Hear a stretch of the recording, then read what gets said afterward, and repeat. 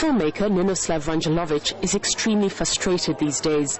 He's put his life on the line to show the suffering of the Serbian population in Kosovo, but fewer and fewer people want to listen.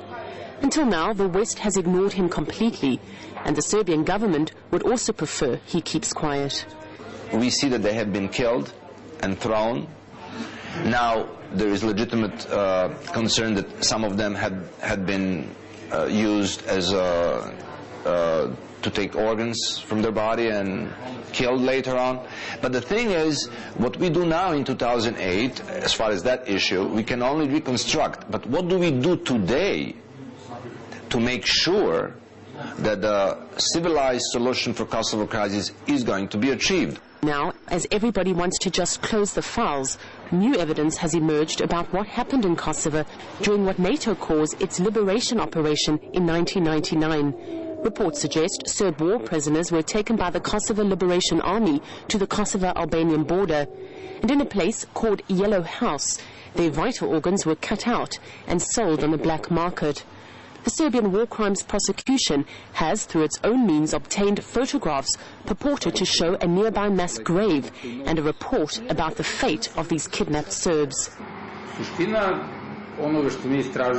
have evidence that there was an operation room in that Yellow House.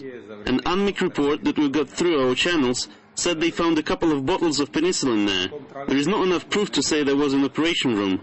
From the report you can see there were some other medicines and containers for transporting organs. There are 9 pages missing. The investigation is on, and we are trying to find out what really happened. The United Nations denies knowing about any of this.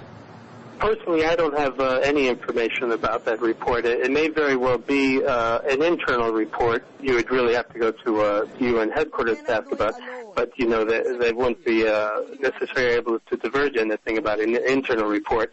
RT contacted the United Nations, but they referred us back to Mr. Geeky. The story first came to light when former UN Chief Prosecutor Carla Del Ponte published her book this year. But for Russian journalist Zhenya Baronov, the facts are not surprising. He's been working on this story since the war, and the latest information just confirms what he suspected all along. The first serious information came in 2006. Was a town Murdari at the administrative border between Kosovo and Serbia, and at that time international forces were handing over the remains of the Serbs that were exhumed to Kosovo. Among the relatives there was this woman who hysterically tried to tell journalists who gathered there that her husband had been gutted and his organs had been taken to one of the hospitals in the city of Gnjilani in Kosovo.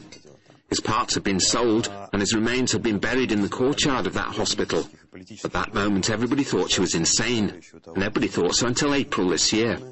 In November, Kosovo police arrested 2 citizens, one Israeli and one Turkish, for illegal organ trafficking. They're under investigation, and maybe from them, new light will emerge on the story. UNMIK is pulling out of Kosovo and being replaced by a European mission. But this does not mean that the ghosts of the past will be leaving with it. Today, with the vying for political power inside the Albanian society in Kosovo, it's likely that more and more information about these war crimes will be coming forward. Paula Slier, RT.